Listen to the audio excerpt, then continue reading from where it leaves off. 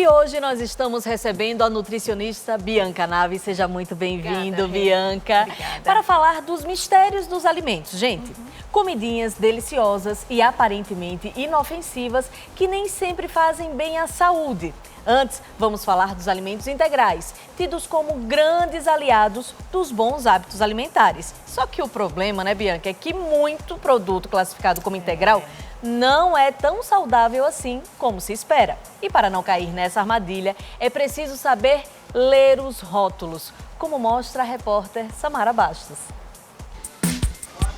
Pão, bolo, bolacha, a variedade é infinita. Hoje é possível ter uma alimentação completa com produtos integrais. Dá para fazer uma alimentação mais saudável, sim. E quem quer ter hábitos mais saudáveis já incluiu os integrais no carrinho do supermercado. A saúde é melhor. Faz bem, né, pro aparelho digestivo, acho que é melhor. Mas será que tudo que é classificado como integral é de fato integral? Infelizmente não. A simples presença da palavra integral no produto não quer dizer que ele não tenha farinha de trigo branca ou açúcar, por exemplo. O Instituto Brasileiro de Defesa do Consumidor pesquisou 14 biscoitos que tinham a palavra integral na embalagem, mas apenas 3 eram feitos de fato com farinha de trigo integral ou algum tipo de cereal. A gente não tem uma legislação que fale qual produto que pode ser considerado integral, um percentual exato de farinha integral ou grão que os alimentos têm para ser considerados integrais. Então, quando ele tem um pouquinho, tem uma semente, tem um grão, tem um pouco de farinha integral, ele pode ter no rótulo, sim, essa informação de que ele é integral. O produto é considerado integral quando não passou por nenhum processo industrial que retira a casca fibrosa, que é o que mantém os nutrientes.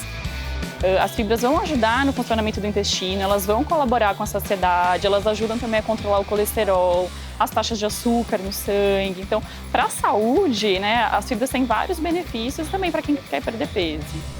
Para garantir esses benefícios, o segredo é aprender a ler os rótulos. Primeiro, observe a ordem em que os ingredientes aparecem na embalagem. Se a farinha branca estiver em primeiro lugar, significa que o produto tem mais trigo refinado. Se ele for realmente um pão integral, o primeiro ingrediente vai ser uma farinha integral, vai ser uma aveia, vai ter alguma coisa com grãos. Esse daqui, vamos ver, farinha de trigo enriquecida com ferro e ácido fólico. Essa farinha é a farinha branca, é a farinha refinada. Só depois que vem a farinha integral. Então esse daqui não é um pão que ele é 100% integral. Em geral, no Brasil, os pães industrializados vendidos como integrais têm entre 40% e 70% de trigo refinado. Muitos deles são feitos com a farinha tradicional e tiveram os grãos, como chia e aveia, adicionados à massa. Mesmo assim, leia o rótulo. Na embalagem deste pão, a aveia, por exemplo, vem em destaque. Mas ao observar os ingredientes...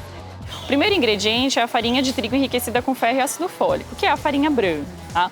Quando a gente vai procurar aveia, ela é o 5º ingrediente só. Então, assim, é um pão que ele tem aveia, mas ele não é feito puramente de aveia, ele não tem uma quantidade tão grande assim de fibras. O interessante é se essa aveia tivesse aqui primeiro ou no máximo em segundo lugar logo dos ingredientes. Mesmo, logo no começo. Não é porque você está acostumado com uma marca que não deve olhar os rótulos. Preste atenção. Esse daqui. Se a gente for olhar nesse sabor aqui, Que é aveia e mel. aveia e mel, o primeiro ingrediente é aveia em flocos e depois farinha de trigo integral. Então é bacana, né? Já tem uma quantidade grande de itens integrais aqui. Tá? O biscoito da mesma marca, só que no sabor morango, o primeiro ingrediente é a farinha de trigo enriquecida com ferro e ácido fólico, a farinha branca. Então não dá pra gente concluir que só porque é dessa marca, só porque é dessa linha, é tudo integral. Não, realmente a gente vai ter que olhar um por um.